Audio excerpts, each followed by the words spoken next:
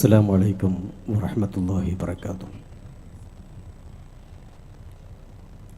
അഊദു ബില്ലാഹി മിനശ് ശൈത്വാനിർ റജീം. ബിസ്മില്ലാഹിർ റഹ്മാനിർ റഹീം.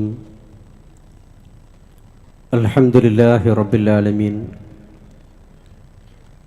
വസല്ലല്ലാഹു അലാ സയ്യിദിനാ മുഹമ്മദിൻ വഅലാ ആലിഹി വസഹ്ബിഹി അജ്മഈൻ. അമ്മാ ബഅദ്. അൽഹംദുലില്ലാഹ്, ഏറെ പ്രൗഢമായ അനുഗ്രഹീത വേദി. ധാരാളം മഹാന്മാരാകുന്ന സയ്യിദന്മാരുടെ, ബഹുമാനപ്പെട്ട സമസ്ത കേരള ജംഇയ്യത്തുൽ ഉലമായുടെ വലിയ വലിയ ഉസ്താദുമാരുടെ, നേതാക്കളുടെ സാന്നിധ്യം കൊണ്ട് ഒട്ടും മോശമല്ലാത്ത രീതിയിൽ ധാരാളം ആലിമീങ്ങളുടെയും സുന്നത്ത് ജമാഅത്തിൻ്റെ പ്രവർത്തകരുടെയും സാന്നിധ്യം കൊണ്ട് ആവേശകരമായ സദസ്സും, ബഹുമാനമുള്ള സഹോദരങ്ങളെ, ഈ മഹത്തായ പ്രസ്ഥാനത്തിൻ്റെ, സമസ്തയുടെ മുഹിബ്ബീങ്ങളും ഖാദിമീങ്ങളുമായി ജീവിക്കാൻ അള്ളാഹു നമുക്ക് അവസരം നൽകി എന്നുള്ളത് അള്ളാഹു നമുക്ക് ചെയ്തു തന്നിട്ടുള്ള അനുഗ്രഹങ്ങളിൽ ഏറെ വലുതാണ്.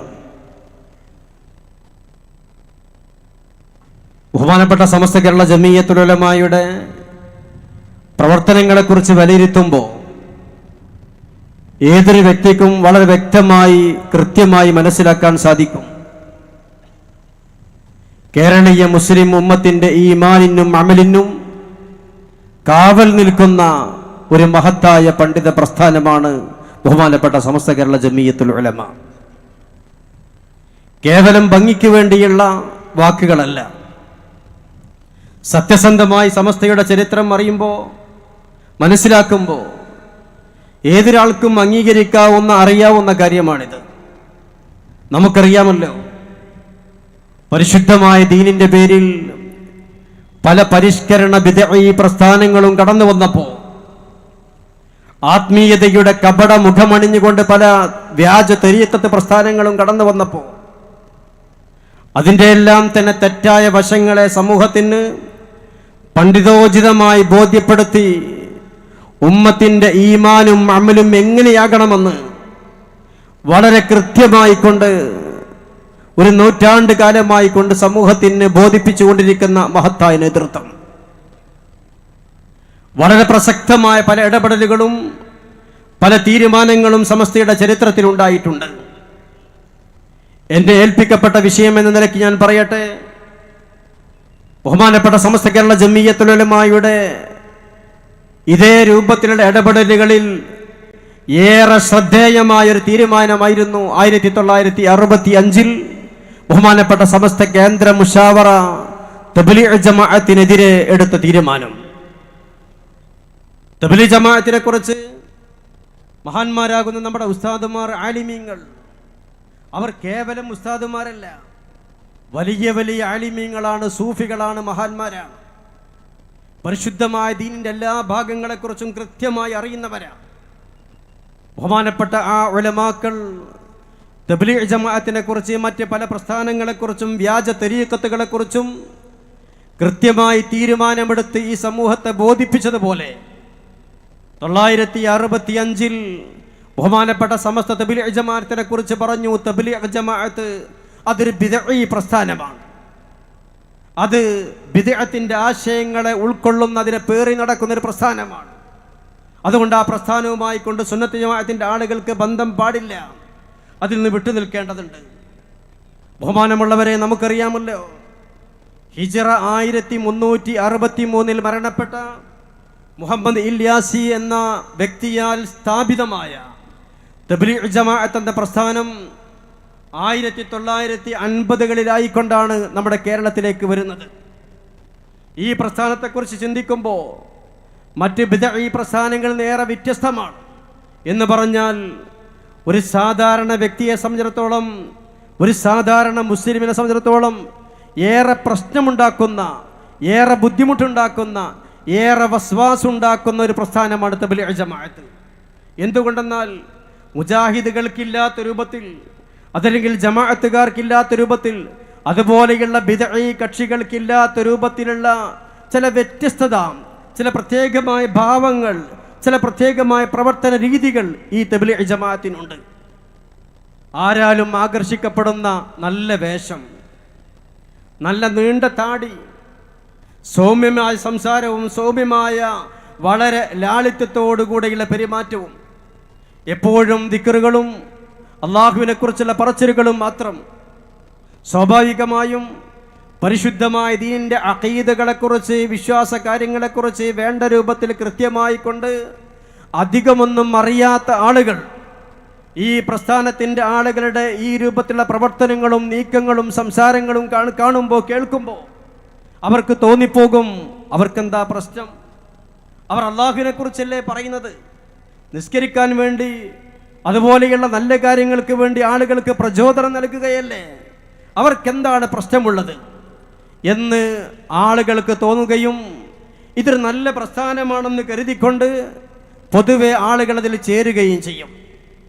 ഇത് സാധാരണ എല്ലാ നാടുകളിലും കണ്ടുകൊണ്ടിരിക്കുന്ന ഒരവസ്ഥയാണിത്. തബ്ലീഗ് ജമാഅത്തിൻ്റെ സാന്നിധ്യമുള്ള സ്ഥലങ്ങളിലൊക്കെ സാധാരണക്കാരായ ആളുകൾ പറയുന്ന ഒരു പറച്ചിലാണിത്. എന്താണ് അവർക്കുള്ള പ്രശ്നം? അവർ പള്ളിക്ക് വരാനല്ലേ പറയുന്നത്? നല്ല കാര്യങ്ങളെക്കുറിച്ചല്ലേ അവർ പറയുന്നത്? അവർ തർക്കങ്ങളിലൊന്നും ഇടപെടുന്നില്ലല്ലോ. നല്ല കാര്യങ്ങളിൽ മാത്രമല്ലേ അവർക്ക് സംസാരിക്കാനുള്ളൂ. അതുകൊണ്ട് മുജാഹിദിനെ പോലെ, ജമാഅത്തുകാരെ പോലെ ഒരിക്കലും അവരെ കണ്ടുകൂടാ. ബഹുമാനമുള്ള സഹോദരങ്ങളെ, നാം അറിയണം, ഇവിടെയാണ് സമസ്ത കേരള ജംഇയ്യത്തുൽ ഉലമായുടെ മഹാന്മാരാകുന്ന ഉലമാക്കൾ അവരുടെ പണ്ഡിത ധർമ്മം നിർവഹിച്ചുകൊണ്ട് ഈ പ്രസ്ഥാനത്തിൻ്റെ അപകടത്തെക്കുറിച്ച് ഈ സമൂഹത്തെ ബോധ്യപ്പെടുത്തിയത്. എന്താ കാരണം? പരിശുദ്ധമായ ദീനിൽ ഏറ്റവും പ്രധാനമായ കാര്യം അമലുകളെക്കാളപ്പുറം ഈമാനാണ്, ഇഅ്തിഖാദാണ്. നല്ല വിശ്വാസമുണ്ടാവുക, ശരിയായ വിശ്വാസമുണ്ടാവുക. ശരിയായ ഇഅ്തിഖാദ്, ശരിയായ വിശ്വാസം എന്നുള്ളത് അത് അമലുകൾ, പ്രവർത്തനങ്ങൾ, കർമ്മങ്ങൾ സ്വീകരിക്കുവാനുള്ള മാനദണ്ഡമാണ്. ശരിയായ വിശ്വാസത്തിൽ അധിഷ്ഠിതമായ പ്രവർത്തനങ്ങൾക്ക് മാത്രമേ പരിശുദ്ധമായ ദീനിൽ സ്ഥാനമുള്ളൂ. ഇവിടെയാണ് തബ്ലീഗ് ജമാഅത്തിൻ്റെ അപജയം സംഭവിക്കുന്നത്.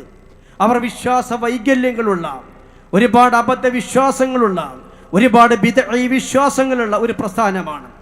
ആ വിശ്വാസങ്ങളോടുകൂടി ഏതൊക്കെ തരത്തിലുള്ള സൽക്കർമ്മങ്ങൾ പ്രവർത്തിച്ചാലും ശരി, ആ സൽക്കർമ്മങ്ങൾക്ക് പരിശുദ്ധമായ ദീനിൽ ഒരു സ്ഥാനവുമില്ല. ധാരാളം ആയത്തുകളിലൂടെ നമുക്ക് ഈ കാര്യം മനസ്സിലാക്കാൻ സാധിക്കും, ഹദീസുകളിലൂടെ മനസ്സിലാക്കാൻ സാധിക്കും. പരിശുദ്ധ ഖുർആൻ പറയുന്നുണ്ടല്ലോ, വമൻ യഅമൽ മിനസ്സാലിഹാതി മിൻ ദക്കരിൻ ഔ ഉൻസ വഹുവ മുഅ്മിൻ ഫഉലൈക യദ്ഖുലൂനൽ ജന്ന. വളരെ പ്രസക്തമാണ് ഈ ആയത്ത്. പ്രിയമുള്ള സഹോദരങ്ങളെ, നമ്മൾ ഈ കാര്യം അറിയേണ്ടതുണ്ട്.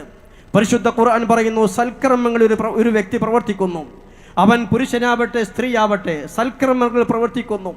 ആ സൽക്കർമ്മങ്ങൾ പ്രവർത്തിക്കുന്ന വ്യക്തികളെ കുറിച്ച് പരിശുദ്ധ ഖുർആൻ പറയുന്നത് ഫഉലൈക യദ്ഖുലൂനൽ ജന്ന, അവർക്ക് സ്വർഗത്തിൽ പ്രവേശിക്കാൻ സാധിക്കും ആ സൽക്കർമ്മങ്ങളുടെ ഫലമായി കൊണ്ട് എന്ന. സൽക്കർമ്മങ്ങൾ പ്രവർത്തിക്കുന്ന പുരുഷന്മാരാണെങ്കിലും സ്ത്രീകളാണെങ്കിലും അവരുടെ കർമ്മഫലമായി കൊണ്ട് സ്വർഗത്തിൽ പ്രവേശിക്കാൻ സാധിക്കുമെന്ന് പരിശുദ്ധ ഖുർആൻ പറയുമ്പോൾ വളരെ ശക്തമായ രീതിയിൽ അതിനിടയിൽ ഒരു ഓർമ്മപ്പെടുത്തൽ പരിശുദ്ധ ഖുർആൻ ചെയ്തിട്ടുണ്ട്. വഹുവ മുഅ്മിൻ, ഈ സൽക്കർമ്മങ്ങൾ പ്രവർത്തിക്കുന്ന വ്യക്തി നല്ല വിശ്വാസമുള്ളവനാണ്, ശരിയായ വിശ്വാസമുള്ളവനാണ്. ഹബീബായ മുത്തുനബി സല്ലല്ലാഹു അലൈഹി വസല്ലമ തങ്ങളും മഹാന്മാരാകുന്ന സഹാബിമാരും എന്തൊരു വിശ്വാസമാണോ, ഏതൊരു അഖീദയെയാണോ, ഏതൊരു ഈമാനിനെയാണോ പഠിപ്പിച്ചിട്ടുള്ളതെങ്കിൽ ആ അഖീദയും ഈമാനും ഉൾക്കൊണ്ടുകൊണ്ട് അതിൽ അധിഷ്ഠിതമായി ആരാണോ സൽക്കർമ്മങ്ങൾ പ്രവർത്തിക്കുന്നത്, വഹുവ മുഅ്മിൻ, ശരിയായ വിശ്വാസത്തോടുകൂടി, അങ്ങനെയുള്ള ആളുകൾ ഫഉലൈക യദ്ഖുലൂനൽ ജന്ന, അവർക്ക് സ്വർഗത്തിൽ പ്രവേശിക്കാൻ സാധിക്കും. ഇവിടെയാണ് തബ്ലീഗ് ജമാഅത്തിൻ്റെ അതുപോലെയുള്ള ബിദ്ഈ പ്രസ്ഥാനങ്ങളുടെ അവർ എന്തൊക്കെ സൽക്കർമ്മങ്ങൾ ചെയ്യുന്നുണ്ടെങ്കിലും ഒരുപക്ഷേ നിസ്കാരത്തിൻ്റെ കാര്യം, സുന്നത്തുകളുടെ കാര്യം, അതുപോലെയുള്ള പ്രവർത്തനങ്ങൾ, ഇതൊക്കെ ആളുകൾക്ക് വല്ലാത്ത താല്പര്യമുണ്ടാക്കി കൊടുക്കുന്ന രൂപത്തിലുള്ള പ്രവർത്തനങ്ങളൊക്കെ തബ്ലീഗ് ജമാഅത്തിൻ്റെ ആളുകൾ ചെയ്യുന്നുണ്ടാകും. പക്ഷേ ഈ കർമ്മങ്ങളൊക്കെ പരിശുദ്ധമായ ദീനിൽ പരിഗണിക്കപ്പെടുന്നത് പരിശുദ്ധ ഖുർആൻ പറഞ്ഞു വഹുവ മുഅ്മിൻ, അവൻ ശരിയായ വിശ്വാസമുള്ളവനായിരിക്കണം. മുത്തനബി സല്ലല്ലാഹു അലൈഹി വസല്ലമ തങ്ങൾ പറഞ്ഞല്ലോ, അബല്ലാഹു അൻ യഖ്ബല അമല സാഹിബി ബിദ്അ. ബിദ്അത്തിന്റെ വിശ്വാസക്കാരൻ, ഒരു ബിദ്അത്തുകാരൻ, അവൻ എത്ര സൽക്കർമ്മങ്ങൾ ചെയ്താലും ശരി, എത്ര ഇബാദത്ത് ചെയ്താലും ശരി, ആ ഇബാദത്തുകൾ അല്ലാഹു സ്വീകരിക്കുകയില്ല. ഹത്താ യദഅ ബിദ്അതഹു, തന്റെ ബിദ്അത്തിനെ ഒഴിവാക്കുന്നത് വരെ ബിദ്അത്തുകാരന്റെ അമലുകൾ അല്ലാഹു സ്വീകരിക്കുകയില്ല എന്ന് ഹബീബായ നബി സല്ലല്ലാഹു അലൈഹി വസല്ലമ തങ്ങൾ പറയുന്നു. ഇതുകൊണ്ടാണ് പ്രിയമുള്ള സഹോദരങ്ങളെ, തബ്ലീഗ് ജമാഅത്തുകാരന്റെ കയ്യിൽ കാണുന്ന തസ്ബീഹ് മാല, തബ്ലീഗ് ജമാഅത്തുകാരൻ നിസ്കാരത്തെക്കുറിച്ച് പറയുന്നെങ്കിൽ, അതുപോലെയുള്ള നല്ല നല്ല കാര്യങ്ങളെക്കുറിച്ച് പറയുന്നെങ്കിൽ, അതിനെക്കുറിച്ചൊക്കെ നമ്മൾ പറയും, അതൊന്നും പരിശുദ്ധമായതിൽ പരിഗണിക്കപ്പെടുന്ന കാര്യമല്ല. എന്തുകൊണ്ട്? ശരിയായ വിശ്വാസത്തോടുകൂടി, പരിശുദ്ധമായ സുന്നത്ത് ജമാഅത്തിന്റെ വിശ്വാസത്തോടുകൂടി സൽക്കർമ്മങ്ങൾ നിർവഹിക്കുമ്പോൾ ആ സൽക്കർമ്മങ്ങൾക്ക് മാത്രമാണ് ദീനിൽ പരിഗണനയുള്ളത്. എന്നാൽ എന്താണ് തബ്ലീഗ് ജമാഅത്തിന് സംഭവിച്ച പ്രശ്നങ്ങൾ? നമുക്കറിയാം, മുഹമ്മദ് അബ്ദുൽ വഹാബിന്റെ ആശയങ്ങൾ ഉൾക്കൊണ്ടുകൊണ്ട് പ്രവർത്തിക്കുന്ന വഹാബികൾ, ആ വഹാബികൾ തൗഹീദിന്റെയും ശിർക്കിന്റെയും അതുപോലെയുള്ള ഒരുപാട് വിശ്വാസ കാര്യങ്ങളിൽ സുന്നികളുമായി വേറിട്ടുന്നുകൊണ്ട് ധാരാളം വികലമായ വിശ്വാസങ്ങളും ആശയങ്ങളും ഇവിടെയുള്ള വഹാബികൾക്കുണ്ട്. അതുപോലെ തന്നെ ജമാഅത്തെ ഇസ്ലാമിക്കുണ്ട്. തീർത്തും സമാനമായ ഒരു വഹാബി വിശ്വാസത്തിൻ്റെ ആളുകളാണ് തബ്ലീഗ് ജമാഅത്തിൻ്റെ ആളുകളെന്ന് അവരുടെ ഗ്രന്ഥങ്ങളിലൂടെ നമുക്ക് മനസ്സിലാക്കാൻ സാധിക്കും.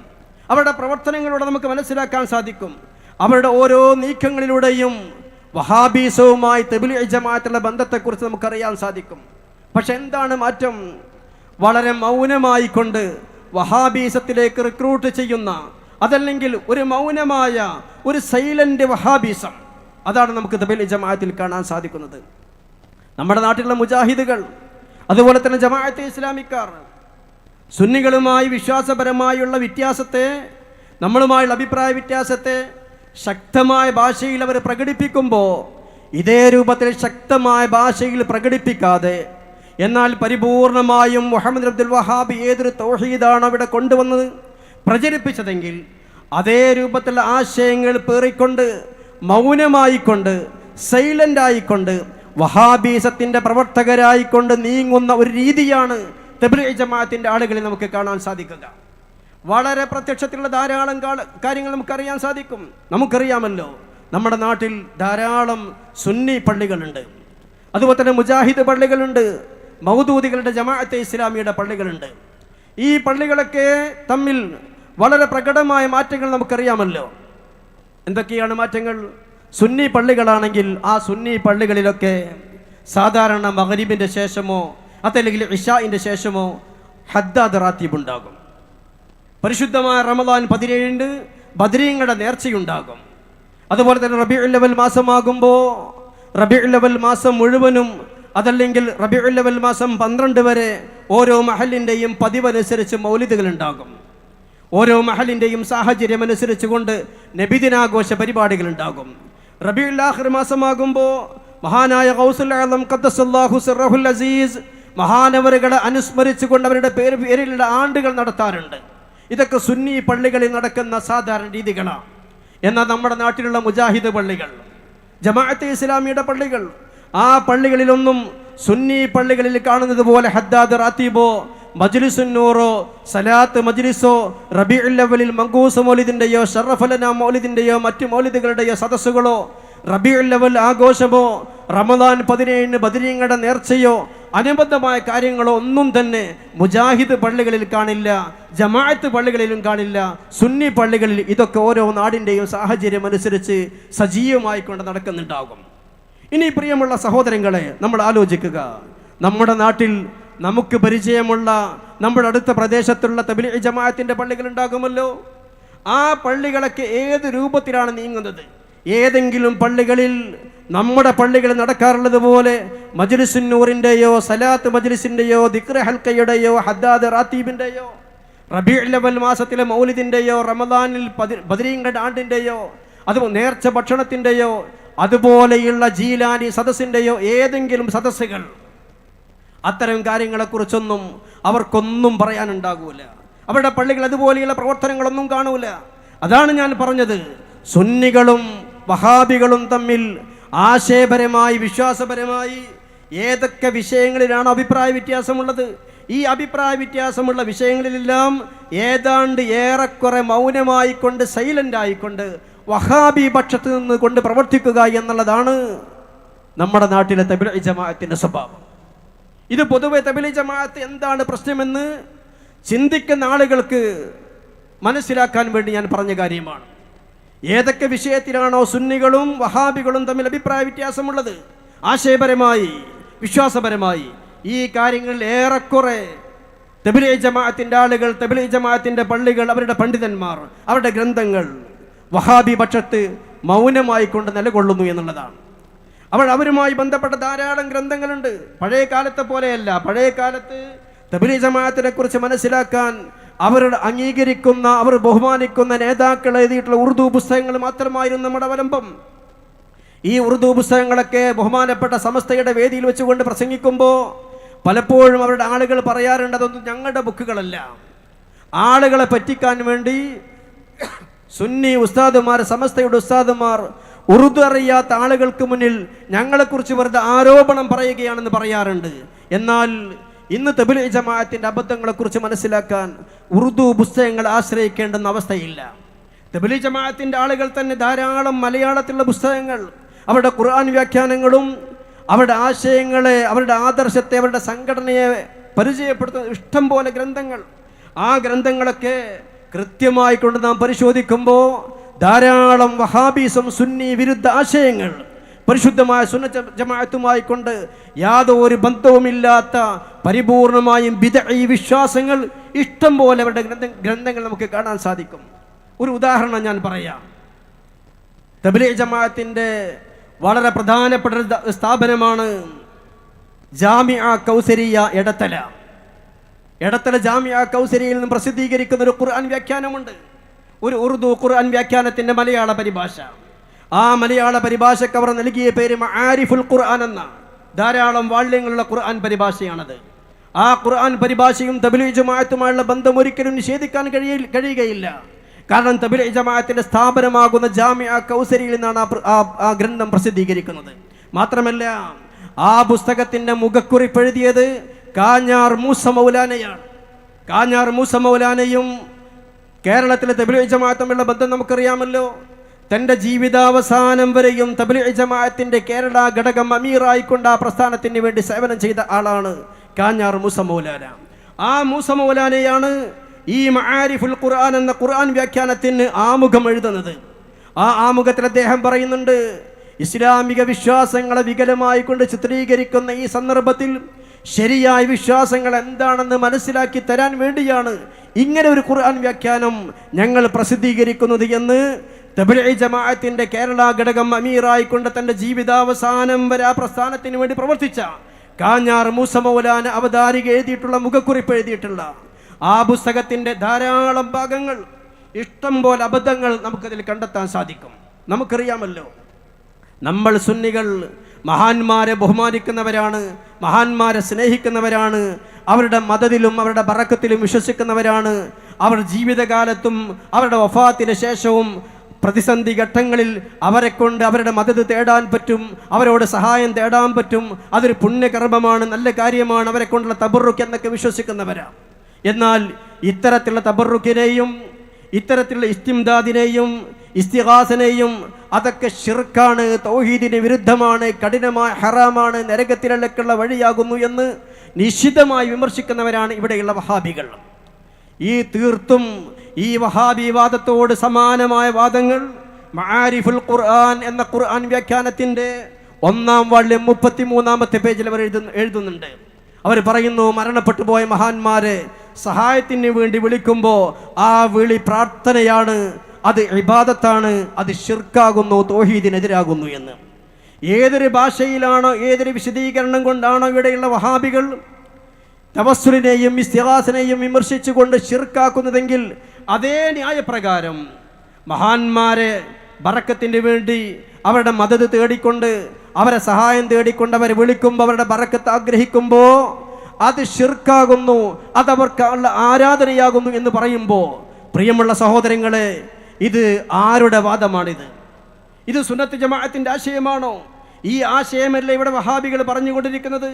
തവസ്സുലിന്റെയും ഇസ്തിഗാസയുടെയും കാര്യത്തിൽ, തൗഹീദും ശിർക്കുമായി ബന്ധപ്പെട്ട വിഷയത്തിൽ ഏതൊരു ആശയമാണോ ഇവിടെയുള്ള വഹാബികൾ പറയുന്നതെങ്കിൽ അതേ ആശയം അതേ വാദം തബ്ലീഗ് ജമാഅത്തിന്റെ ആളുകൾ അവരുടെ പുസ്തകത്തിൽ എഴുതി വച്ചിരിക്കുന്നു. ഇതൊരിക്കലും പരിശുദ്ധമായ ഖുർആൻ പഠിപ്പിച്ചിട്ടുള്ളതല്ല. ഇതൊരിക്കലും പരിശുദ്ധമായ ഇസ്ലാം പഠിപ്പിച്ചിട്ടുള്ളതല്ല. മഹാന്മാരായ ആളുകളെ സഹായത്തിന് വേണ്ടി വിളിക്കാം. അവർ സഹായിക്കുന്നവരാണ്. അവർ ജീവിതകാലത്തും സഹായിക്കും, അവരുടെ വഫാത്തിന് ശേഷവും സഹായിക്കും. അതിനുള്ള കഴിവ് അവർക്കുണ്ട്. പരിശുദ്ധ ഖുർആൻ പറഞ്ഞു, ഇന്നമാ വലിയ്യുക്കുമുല്ലാഹു വറസൂലുഹു വല്ലദീന ആമനു. ഇന്നമാ വലിയ്യുക്കുമുല്ലാഹു വറസൂലുഹു വല്ലദീന ആമനു. വ്യക്തമല്ലേ?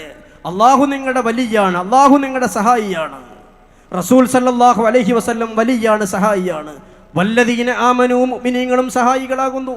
മഹാന്മാരാകുന്ന ഖുർആൻ വ്യാഖ്യാതാക്കൾ രേഖപ്പെടുത്തുന്നുണ്ട്, ഈ വല്ലദീന ആമനു എന്ന് പറഞ്ഞതിൽ ജീവിച്ചിരിക്കുന്നവരും വഫാത്തായവരും ഇതിൽ ഉൾപ്പെടുമെന്ന്. എന്ന് പറഞ്ഞാൽ ജീവിച്ചിരിക്കുന്നവർ സഹായിക്കും, വഫാത്തിന് ശേഷവും സഹായിക്കും. അത് കറാമത്തിന്റെ ഭാഗമാണ്, അംബിയായിന്റെ മുഅ്ജിസത്തിന്റെ ഭാഗമാണ്. അത് ഹയാത്ത് കാലത്തും വഫാത്തിന് ശേഷവും ഉണ്ടാകും. ഇതാണ് പരിശുദ്ധമായ ദീനിന്റെ അധ്യാപനം.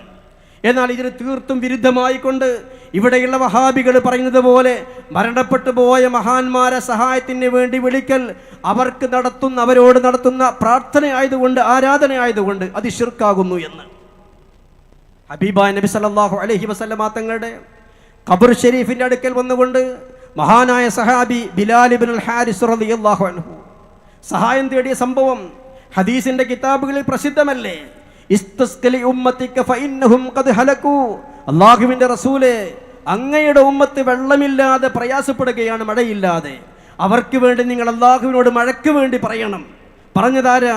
അല്ലാഹുവിന്റെ റസൂലിന്റെ പക്കൽ നിന്ന് സല്ലല്ലാഹു അലൈഹി വസല്ലം തൗഹീദ് പഠിച്ചിട്ടുള്ള മഹാനായ സഹാബി ബിലാൽ ഇബ്നുൽ ഹാരിസ് റളിയല്ലാഹു അൻഹു ഹബീബായ നബി സല്ലല്ലാഹു അലൈഹി വസല്ലമ തങ്ങളുടെ ഖബർ ഷരീഫിന്റെ അടുത്ത് വെച്ചുകൊണ്ട് പറഞ്ഞു, ഇസ്തസ്കലി ഉമ്മത്തിക, അല്ലാഹുവിന്റെ ഹബീബായ റസൂലേ, നിങ്ങളുടെ ഉമ്മത്തിന് വേണ്ടി നിങ്ങൾ അല്ലാഹുവിനോട് മഴയെ തേടണം, സഹായം തേടണം. ഫഇന്നഹും ഖദ് ഹലകൂ. ഈ സംഭവത്തെക്കുറിച്ച് ധാരാളം മുഹദ്ദിസീങ്ങൾ ബിഇസ്നാദിൻ സഹീഹിൻ, ഉസൂൽ ഹദീസിന്റെ മാനദണ്ഡ പ്രകാരം ഏതെങ്കിലും ഒരു റാവിക്ക് എന്തെങ്കിലും ഒരു പോരായ്മ ചൂണ്ടിക്കാണിച്ചുകൊണ്ട് ഈ സംഭവം സ്വീകാര്യമെന്ന് തെളിയിക്കാൻ ഒരാളെ കൊണ്ടും സാധ്യമല്ല. എന്ന് മാത്രമല്ല, മഹാനായ ഹാഫിദ് ഇബ്നു ഹജർ അസ്കലാനി റഹ്മത്തുള്ളാഹി അലൈഹി അടക്കമുള്ള ധാരാളം മുഹദ്ദിസീങ്ങൾ ഈ സംഭവം പ്രാമാണികമാണ്, സഹീഹാണ്, ജയ്യിദാണ്, സ്വീകാര്യമാണ് എന്ന് ധാരാളം കിതാബുകൾ രേഖപ്പെടുത്തുകയും ചെയ്തിട്ടുണ്ട്. ബഹുമാനപ്പെട്ട ഇമാം ശാഫിഈ റഹ്മത്തുള്ളാഹി അലൈഹി, നമുക്കറിയാമല്ലോ, അവർ ഖുർആൻ പഠിച്ചവരല്ലേ, ഹദീസുകൾ മനസ്സിലാക്കിയവരല്ലേ, അവരല്ലേ പരിശുദ്ധമായ ദീനിനെ കുറിച്ച് വേണ്ട രൂപത്തിൽ മനസ്സിലാക്കിയവർ. മഹാനവറുകൾ പറയുന്നുണ്ട്, ഞാൻ അബൂ ഹനീഫ റളിയല്ലാഹുവിനെ കൊണ്ട് ബറക്കത്തെടുക്കും. മഹാനവറുകൾ പറയാ, ഞാൻ അബൂ ഹനീഫ റളിയല്ലാഹുവിനെ കൊണ്ട് ബറക്കത്തെടുക്കും. എങ്ങനെയാണ് ബറക്കത്തെടുക്കുക? ഞാൻ ഇടക്കിടക്ക് മഹാനവറുകളെ ഞാൻ സിയാറത്ത് ചെയ്യും, അവിടുത്തെ ഖബർ ഞാൻ സിയാറത്ത് ചെയ്യും. ഫൈദാ അറദത് ലി ഹാജ, എനിക്ക് പ്രത്യേകമായ വല്ല ആവശ്യങ്ങൾ വരുമ്പോൾ ഞാൻ 2 റക്അത്ത് നിസ്കരിക്കുകയും ബഹുമാനപ്പെട്ട ഇമാമുൽ ആലമിന്റെ ഖബർ ഷരീഫിന്റെ അടുക്കൽ പോയിക്കൊണ്ട് ഞാൻ ദുആ ചെയ്യുകയും ചെയ്യും. ഫമാ തബഉദ് അന്നി ഹത്താ തുഖ്ലാ. ഇങ്ങനെ ചെയ്യുമ്പോഴൊക്കെ എനിക്ക് എൻ്റെ ആവശ്യങ്ങൾ നിറവേറാറുണ്ട്.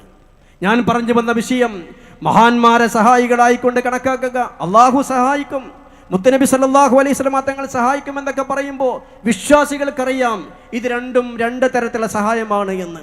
അള്ളാഹു സഹായിക്കും, അള്ളാഹുവിന് ഒരാളെക്കൊള്ളയും ആവശ്യമില്ല. അള്ളാഹു നിരാശ്രയനാണ്. അള്ളാഹുവിൻ്റെ റസൂൽ സഹായിക്കും, മഹാന്മാരും സഹായിക്കും. അതൊക്കെ അള്ളാഹുവിൻ്റെ ഇതിനോടുകൂടി, അള്ളാഹുവിൻ്റെ ഇറാദത്തോടുകൂടി, അള്ളാഹു നൽകുന്ന കഴിവിൻ്റെ അടിസ്ഥാനത്തിൽ മാത്രം. ഇതാർക്കാണ് അറിയാത്തത്?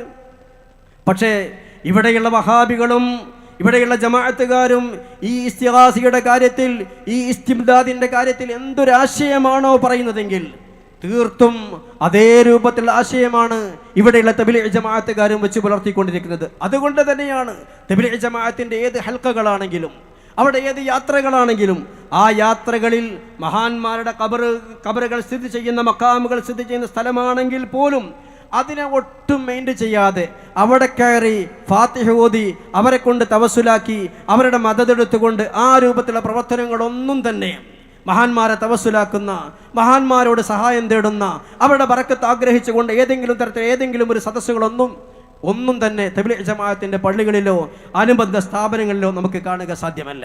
മാത്രമല്ല, ഇതേ മആരിഫുൽ ഖുർആൻ, തബ്ലീഗ് ജമാഅത്തിന്റെ ഖുർആൻ പരിഭാഷ, അതിൻ്റെ 67-ാമത്തെ പേജിൽ പറയുന്നുണ്ട്, മരണപ്പെട്ടവർക്ക് വേണ്ടി ഖുർആൻ ഓതൽ ഹറാമാകുന്നു എന്ന്. മരണപ്പെട്ടവർക്ക് വേണ്ടി ഖുർആൻ ഓതൽ ഹറാമാണ്. ഏതൊരാൾക്കും നോക്കിയാൽ മനസ്സിലാകുന്ന കാര്യം. തബ്ലീഗ് ജമാഅത്തിന്റെ ബുക്ക് സ്റ്റാളുകളിൽ നിന്നും അവരുടെ സ്ഥാപനങ്ങളിൽ നിന്നും ഏതൊരാൾക്കും വാങ്ങാൻ കിട്ടുന്ന പുസ്തകം മആരിഫുൽ ഖുർആൻ. ആ മആരിഫുൽ ഖുർആന്റെ 1-ാമത്തെ വാള്യം 67-ാമത്തെ പേജിൽ പറയുന്നു, മരണപ്പെട്ടവർക്ക് വേണ്ടി ഖുർആൻ ഓതൽ ഹറാമാകുന്നു, അങ്ങനെ ഓതിപ്പിക്കലും ഹറാമാണ്. പ്രിയമുള്ളവരെ, ഇത് ആരുടെ വാദമാണിത്? പരിശുദ്ധമായ ദീനിൽ, പരിശുദ്ധമായ ഇസ്ലാമിൽ ഇങ്ങനത്തെ ഒരു ആശയമുണ്ടോ? ഈ ആശയം ഇവിടെ പഠിപ്പിച്ചതാരാ? ഇവിടുത്തെ വഹാബികളല്ലേ, ഇവിടുത്തെ മൗദൂദികളല്ലേ? മഹാന്മാരാകുന്ന സഹാബിമാരെ കുറിച്ച് ഹദീസിന്റെ കിതാബുകൾ നമുക്ക് കാണാൻ സാധിക്കും. കാലത്തിൽ അൻസാർ ഇദാ മാത ലഹുൽ മയ്യിത്ത് ഇഖ്തലഫു ഇലാ ഖബ്രിഹി വയഖറഊന ഇൻദഹുൽ ഖുർആൻ. ഇത് സഹാബിമാരുടെ ഒരു സ്വഭാവമാണ്. അവിടെ കൂട്ടത്തിൽ ഒരു വ്യക്തി മരണപ്പെട്ടാൽ ആ ഖബറിന്റെ അടുത്ത് പോകും, ഖബറിന്റെ അടുത്ത് വെച്ചുകൊണ്ട് അവർ ഖുർആൻ ഓതും. ഇത് സഹാബിമാരുടെ സ്വഭാവമാകുന്നു. ഇതാണ് പരിശുദ്ധമായ സുന്നത്ത് ജമാഅത്ത്. ധാരാളം ഫിഖ്ഹിന്റെ കിതാബുകളിൽ, ഏത് മദ്ഹബിന്റെ കിതാബുകൾ പരിശോധിച്ചാലും അതിലെല്ലാം തന്നെ വ്യക്തമായി കാണുന്ന കാര്യമാണ് മയ്യിത്തിന് വേണ്ടി ദുആ ചെയ്യുക, മയ്യിത്തിന് വേണ്ടി ഖുർആൻ ഓതുക, മയ്യിത്തിന് വേണ്ടി സദഖ ചെയ്യുക. ഇതൊക്കെ ചെയ്യുന്നവർക്കും ഏതൊരു വ്യക്തിയെ ഉദ്ദേശിച്ചുകൊണ്ടാണ് അവർക്കും ഗുണമുള്ള കാര്യമാകുന്നു എന്ന്. അതുപോലെ തന്നെ നമ്മളും വഹാബികളും തമ്മിൽ അഭിപ്രായ വ്യത്യാസമുള്ള മറ്റൊരു വിഷയമാണ് നബിദിനാഘോഷം. ഞാൻ പറഞ്ഞല്ലോ നബിദിനാഘോഷത്തിൻ്റെ കാര്യം. എന്നാൽ മആരിഫുൽ ഖുർആൻ എന്ന തബ്ലീഗ് ജമാഅത്തിന്റെ ആളുകൾ പ്രസിദ്ധീകരിക്കുന്ന അവരുടെ പുസ്തകം 4-ാമത്തെ വാള്യം 147-ാമത്തെ പേജിൽ അവർ വ്യക്തമായി കൊണ്ട് എഴുതുന്നുണ്ട്, നമ്മുടെ നാട്ടിലുള്ള ക്രിസ്ത്യാനികൾ, ക്രിസ്തീയ സഹോദരങ്ങൾ യേശു ക്രിസ്തുവിൻ്റെ ജന്മദിനം ക്രിസ്മസ് എന്ന പേരിൽ ആഘോഷിക്കുന്നത് പോലെ വിവരമില്ലാത്ത ചില മുസ്ലിമീങ്ങൾ മുഹമ്മദ് നബി സല്ലല്ലാഹു അലൈഹി വസല്ലമ തങ്ങളുടെ ജന്മദിനവും ആഘോഷിച്ച് അതൊരു ആചാരമാക്കിക്കൊണ്ട് മാറ്റി. ഇവിടെയുള്ള മുസ്ലിമീങ്ങൾ, ഹബീബാ നബി സല്ലല്ലാഹു അലൈഹി വസല്ലമ തങ്ങളെ ഇഷ്ടപ്പെടുന്ന സ്നേഹിക്കുന്ന മുസ്ലിമീങ്ങൾ മുത്തുനബി സല്ലല്ലാഹു അലൈഹി വസല്ലമ തങ്ങളുടെ പേരിൽ മദ്ഹിന്റെ സദസ്സുകൾ, മീലാദ് സദസ്സുകൾ സംഘടിപ്പിക്കുമ്പോൾ അത് ഹബീബിനോടുള്ള സ്നേഹത്തിന്റെ ഭാഗമാണ്, പരിശുദ്ധമായ ദീനിന്റെ ഭാഗമാണ്, പരിശുദ്ധമായ സുന്നത്തായ കർമ്മങ്ങളിൽ വളരെ പ്രധാനപ്പെട്ട ഒരു കർമ്മമാണത്. എന്നാൽ അതിനെക്കുറിച്ച് തബ്ലീഗ് ജമാഅത്തുകാരൻ്റെ വിലയിരുത്തൽ, തബ്ലീഗ് ജമാഅത്തിന്റെ കേരള ഘടകം അമീർ വ്യക്തമായി മുഖവര എഴുതിയിട്ടുള്ള പുസ്തകത്തിൽ അവർ പറയുന്നത്, ഇവിടെയുള്ള ക്രിസ്തീയ സഹോദരങ്ങൾ യേശു ക്രിസ്തുവിൻ്റെ ജന്മദിനം ക്രിസ്മസ് എന്ന പേരിൽ ആഘോഷിക്കുന്നത് പോലെ വിവരമില്ലാത്ത ചില മുസ്ലിമീങ്ങൾ ഉണ്ടാക്കിയെടുത്ത ആചാരമാണ് നബിദിനാഘോഷമെന്ന. എത്രമാത്രം അബദ്ധമാണിത്! ആരാണിവിടെ ഈ ആശയം പഠിപ്പിക്കുന്നത്? ആരാണിവിടെ ഈ ആശയം പറഞ്ഞുകൊണ്ടിരിക്കുന്നത്? അതുകൊണ്ടാണ് ഞാൻ പറഞ്ഞത്, തീർത്തും സൈലൻ്റായിക്കൊണ്ട്, മൗനമായിക്കൊണ്ട് ഏതൊക്കെ വിഷയത്തിലാണോ സുന്നികളും വഹാബികളും തമ്മിൽ അഭിപ്രായ വ്യത്യാസമുള്ളത്, ഒരുപാട് വിഷയങ്ങളിൽ അതിലെല്ലാം തന്നെ വഹാബി പക്ഷത്ത് മൗനമായിക്കൊണ്ട് നിലകൊള്ളുന്ന പരിശുദ്ധ ഖുർആൻ പറഞ്ഞില്ലേ, ഖുൽ ബിഫദ്ലില്ലാഹി വബിറഹ്മതിഹി ഫബിദാലിക ഫല്യഫറഹു, അല്ലാഹുവിൻ്റെ ഫദ്ൽ കൊണ്ട്, അല്ലാഹുവിൻ്റെ റഹ്മത്ത് കൊണ്ട് നിങ്ങൾ സന്തോഷിക്കണം എന്ന് ഖുർആൻ പറയുമ്പോൾ ഏതാണ് ഈ റഹ്മത്ത്? ബഹുമാനപ്പെട്ട മുഫസ്സിരിങ്ങൾ വിശദീകരിക്കുന്നുണ്ട്. റഈസുൽ മുഫസ്സിരീൻ ഇബ്നു അബ്ബാസ് റളിയല്ലാഹു അൻഹുമ മഹാനവറുകളുടെ ഖൗല് ധാരാളം തഫ്സീർ ഗ്രന്ഥങ്ങളിൽ കാണാൻ സാധിക്കും. ബഹുമാനവർ പറയുന്നു, ആയത്തിൽ പറഞ്ഞ റഹ്മത്ത് കൊണ്ട് ഉദ്ദേശിക്കുന്നത് മുത്തുനബി സല്ലല്ലാഹു അലൈഹി വസല്ലമ തങ്ങളാണ്. നബി തങ്ങളെ കൊണ്ട് സന്തോഷിക്കുക എന്നുള്ളതാണ്. ഇങ്ങനെ ഇഷ്ടം പോലെ ആയത്തുകളുടെയും ഹദീസുകളുടെയും മഹാന്മാരാകുന്ന സലഫു സാലിഹ്കളുടെ നടപടിക്രമങ്ങൾ മാത്രമല്ല, മുൻകാലത്ത് കഴിഞ്ഞുപോയ ഏതൊക്കെ ഇമാമിങ്ങളുണ്ടോ, ഏതൊക്കെ മഹത്തുക്കളുണ്ടോ, ആ മഹത്തുക്കളൊക്കെ ഹബീബായ നബി സല്ലല്ലാഹു അലൈഹി വസല്ലമ തങ്ങളുടെ പേരിൽ, അതുപോലെയുള്ള മഹത്തുക്കളുടെ പേരിൽ അവരുടെ സ്മരണകൾ അയവിറക്കുന്നതിന് വേണ്ടി ഇതുപോലെയുള്ള സദസ്സുകളും മൗലിദിന്റെ കിതാബുകളും രചിച്ചവരല്ലേ.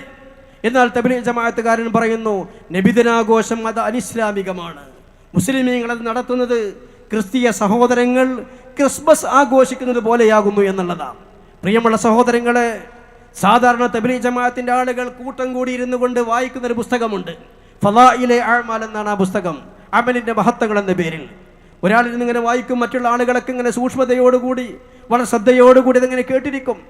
ഏറെ അപകടം പിടിച്ചൊരു പുസ്തകമാണത്. അതിൽ വായിക്കപ്പെടുന്ന ഭാഗങ്ങൾ പൊതുവെ ചില സൽക്കർമ്മങ്ങളുടെ, ചില സുന്നത്തായ ഇബാദത്തുകളുടെ മഹത്വങ്ങളാണെങ്കിലും ആ പുസ്തകം അതിൻ്റെ 1-ാമത്തെ പേജ് മുതൽക്ക് തുടക്കം മുതൽ ഒടുക്കം വരെ പരിശോധിക്കുമ്പോൾ ഒരുപാട് അബദ്ധങ്ങൾ ആ പുസ്തകത്തിൽ കാണാൻ സാധിക്കും. അതിൻ്റെ മുഖവുരയിൽ നമുക്ക് കാണാൻ കഴിയുന്ന ഒരു കാര്യമുണ്ട്. റഷീദ് അഹമ്മദ് ഗംഗോഹി എന്ന ഒരു ഉത്തരേന്ത്യൻ പണ്ഡിതനെ കുറിച്ച് ഈ ഫളായിലെ അഅ്മാൽ അമലുകളുടെ മഹത്വങ്ങൾ എന്ന പുസ്തകത്തിൽ തബ്ലീഗ് ജമാഅത്തിന്റെ ആളുകൾ പരിചയപ്പെടുത്തുന്നത് ഖുതുബുൽ ആലം എന്ന. ഖുതുബുൽ ആലം വലിയ സൂഫിയാണ്, വലിയ മഹാനാണ്, വലിയ ആത്മീയ നേതാവാണ്, ആത്മീയ തേജസ്സാണ് എന്നൊക്കെ പരിചയപ്പെടുത്തുന്ന റഷീദ് അഹമ്മദ് ഗംഗോഹി. അതുപോലെയുള്ള ധാരാളം ആളുകളുണ്ട്. ഈ ആളുകളുടെ ആശയങ്ങൾ പരിശോധിക്കുമ്പോൾ വളരെ കൃത്യമായി കൊണ്ട് വഹാബിസം പേറി സുന്നി സമൂഹത്തിനെതിരെ ഗ്രന്ഥരചന നടത്തിയിട്ടുള്ള റഷീദ് അഹമ്മദ് ഗംഗോഹിയെ പോലെയുള്ള സുന്നി വിരുദ്ധ ആളുകളെ നല്ല മനുഷ്യരായിക്കൊണ്ട് സമൂഹത്തിൽ അവതരിപ്പിക്കുക എന്ന ഏറ്റവും വലിയ അപകടം കൂടി തബ്ലീഗ് ജമാഅത്തിന്റെ ആളുകൾ ചെയ്തുകൊണ്ടിരിക്കുന്നുണ്ട്. റഷീദ് അഹമ്മദ് ഗംഗോഹിയുടെ വികലമായ ആശയങ്ങൾ അദ്ദേഹത്തിന്റെ ഫത്താവ റഷീദിയെ പോലെയുള്ള പുസ്തകങ്ങളിൽ കാണാൻ സാധിക്കും. മൗലിദ് ഓതൽ ഹറാമാണ്. ഒരു സന്ദർഭത്തിലും ഏത് രൂപത്തിലാണെങ്കിലും മൗലിദ് ഓതാൻ പാടില്ല. മഹാന്മാർക്ക് വൈബറിയുമെന്ന് വിശ്വസിച്ചാൽ അത് ശിർക്കാണ്. മഹാന്മാരെ സഹായത്തിന് വേണ്ടി വിളിക്കുമ്പോൾ അത് തൗഹീദിനെതിരാണ്. ഇങ്ങനെ ഒട്ടനവധി വഹാബീസത്തെ സ്ഥിരപ്പെടുത്തുന്നതിന് വേണ്ടി, വഹാബീസത്തിന് വേണ്ടി ധാരാളം രചനകൾ നടത്തിയിട്ടുള്ള റഷീദ് അഹമ്മദ് ഗംഗോഹിയെ പോലെയുള്ള കഠിന വഹാബി ആശയങ്ങൾ പേറി ജീവിച്ചവരെ ഖുതുബുൽ ആലമെന്നും വലിയ വലിയ പണ്ഡിതന്മാരെന്നും വലിയ വലിയ മഹാന്മാരെന്നും പരിചയപ്പെടുത്തുന്ന പുസ്തകമാണ് തബ്ലീഗ് ജമാഅത്തിന്റെ ആളുകൾ അവരുടെ ഹൽക്കകളിൽ സാധാരണ വായിച്ചുകൊണ്ടിരിക്കുന്ന അമലിന്റെ മഹത്വങ്ങൾ എന്ന പുസ്തകം. മാത്രമല്ല ഏറ്റവും വലിയൊരു അപകടം തബ്ലീഗ് ജമാഅത്തിന്റെ ആളുകൾ നമുക്ക് കാണാൻ സാധിക്കും.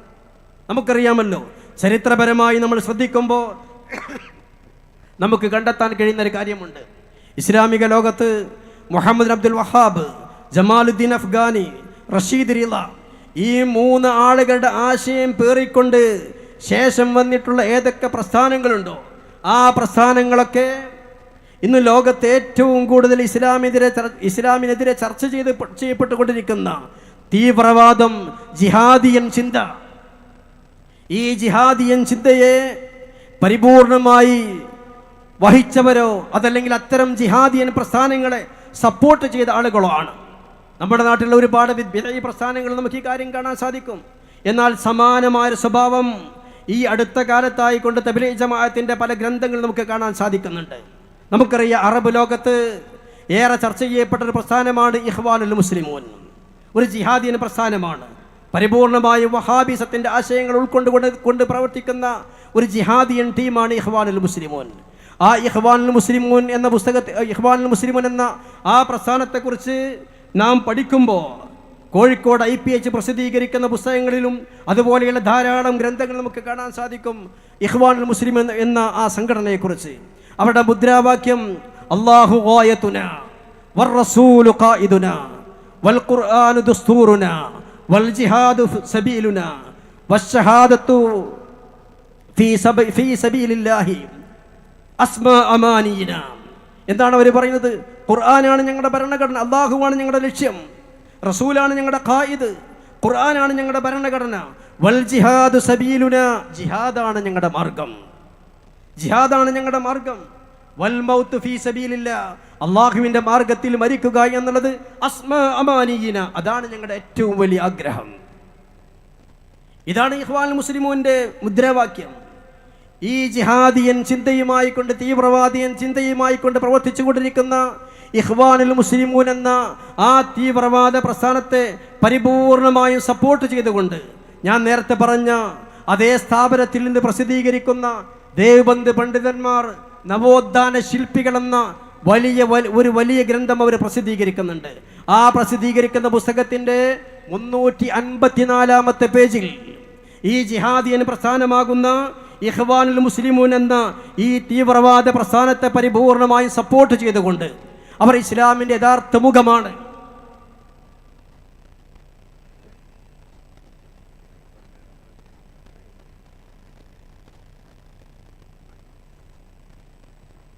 ഏറ്റവും വലിയ തീവ്രവാദ പ്രസ്ഥാനങ്ങളിൽ, ജിഹാദിയൻ പ്രസ്ഥാനങ്ങളിൽ ഒരു പ്രസ്ഥാനമാകുന്ന, മാത്രമല്ല അഹ്ലുസുന്നത്തി വൽ ജമാഅത്തിന്റെ പണ്ഡിതന്മാരൊക്കെ തള്ളിപ്പറഞ്ഞ തീർത്തും ജിഹാദിയൻ പ്രസ്ഥാനമാകുന്ന ഇഖ്വാനുൽ മുസ്ലിമൂൻ എന്ന ഈ ജിഹാദിയൻ പ്രസ്ഥാനം അവർ യഥാർത്ഥ ഇസ്ലാമിൻ്റെ ആളുകളാണ്. അവർ ഇസ്ലാമിൻ്റെ യഥാർത്ഥ സംസ്കാരവും സ്വഭാവവും ഉൾക്കൊള്ളുന്നവരാണ്. അവർ ഇസ്ലാമിൻ്റെ യഥാർത്ഥ വിശ്വാസത്തിൻ്റെ പ്രബോധകരാണ് എന്നൊക്കെ വെള്ളപൂശിക്കൊണ്ട് വളരെ മനോഹരമായി അവരെ നല്ലതായി പ്രഖ്യാപിച്ചുകൊണ്ട് വിവരിച്ചുകൊണ്ട് ദേവബന്ദ് പണ്ഡിതന്മാർ നവോത്ഥാന ശില്പികളെന്ന ബൃഹത്തായ ഗ്രന്ഥം എടത്തല ജാമിയ കൗസലിൽ പ്രസിദ്ധീകരിച്ചുകൊണ്ട് ആ പുസ്തകത്തിൻ്റെ 354 പേജിൽ എഴുതുന്നു, സാധാരണ മുഹമ്മദുൽ വഹാബിൻ്റെ വഴിയിൽ ഏതൊക്കെ പ്രസ്ഥാനങ്ങൾ കടന്നു വന്നിട്ടുണ്ടോ അവരെല്ലാം തന്നെ ഈ വലിയ അപകടം നമുക്ക് കാണാൻ സാധിക്കുന്നുണ്ട്. അതുകൊണ്ട് പ്രിയമുള്ള സഹോദരങ്ങളെ, കാഴ്ചയിൽ വലിയ താടി ഉണ്ടാകും, ഒരുപക്ഷെ കയ്യിൽ തസ്ബീഹ് മാലയുണ്ടാകും, തലയിൽ തൊപ്പിയുണ്ടാകും, നല്ല ആകർഷിക്കപ്പെടുന്ന രൂപത്തിലുള്ള വേഷങ്ങൾ ഉണ്ടാകും. പക്ഷേ വിശ്വാസങ്ങൾ വികലമാണ്. മുഹമ്മദ് അബ്ദുൽ വഹാബ് തൗഹീദുമായി ബന്ധപ്പെട്ടുകൊണ്ട് എന്തൊക്കെ വികല ആശയങ്ങളാണ് അവിടെ കൊണ്ടുവന്നതെങ്കിൽ ആ വികലാശയങ്ങളെ മുഴുവനായി കൊണ്ട് പേറി നടക്കുന്ന ഒരു ബിദ്ഈ പ്രസ്ഥാനമാണ് തബ്ലീഗ് ജമാഅത്ത്. ആ വികലമായ വിശ്വാസത്തോടുകൂടി എന്തൊക്കെ സൽക്കർമ്മങ്ങൾ ചെയ്താലും ആ സൽക്കർമ്മങ്ങൾക്കൊന്നും പരിശുദ്ധമായ ദീനിൽ ഒരു പരിഗണനയുമില്ല, ഒരു സ്ഥാനവുമില്ല എന്നുള്ളതാണ്. അതുകൊണ്ടാണ് ബഹുമാനപ്പെട്ട സമസ്ത കേരള ജംഇയ്യത്തുൽ ഉലമ തബ്ലീഗ് ജമാഅത്തിനെ കുറിച്ച് കൃത്യമായി കൊണ്ട് തീരുമാനം പറഞ്ഞു, അവർ ബിദ്അത്തിന്റെ കക്ഷികളാകുന്നു എന്ന്. പ്രിയമുള്ള സഹോദരങ്ങളെ, ഈ ബഹുമാനപ്പെട്ട സമസ്ത കേരള ജംഇയ്യത്തുൽ ഉലമ അതുകൊണ്ടാണ് ഞാൻ പറഞ്ഞത്, ഈ ഉമ്മത്തിൻ്റെ ഈമാനിൻ്റെയും അമലിൻ്റെയും കാവൽക്കാരാണ്. ഇതിൻ്റെ ഓരം പറ്റി നിൽക്കുക, ഇതിൻ്റെ മുഹബ്ബീങ്ങളായിക്കൊണ്ട്, ഇതിൻ്റെ ഖാദിമീങ്ങളായിക്കൊണ്ട് നിൽക്കുക. അത് ജീവിതത്തിൽ അള്ളാഹു നമുക്ക് നൽകുന്ന വലിയ ഭാഗ്യമാണ്. അള്ളാഹു ഈ മഹത്തായ പ്രസ്ഥാനത്തിൻ്റെ, ഈ മഹാന്മാരാകുന്ന ഉലമാഇൻ്റെ സയ്യിദന്മാരുടെ ഖാദിമീങ്ങളും മുഹബ്ബീങ്ങളുമായി ദീനിൻ്റെ വഴിയിൽ അടിയുറച്ചു നിൽക്കാൻ അള്ളാഹു നമ്മെ അനുഗ്രഹിക്കട്ടെ. അസ്സലാമു അലൈക്കും വറഹ്മത്തുള്ളാഹി വബറകാതുഹു.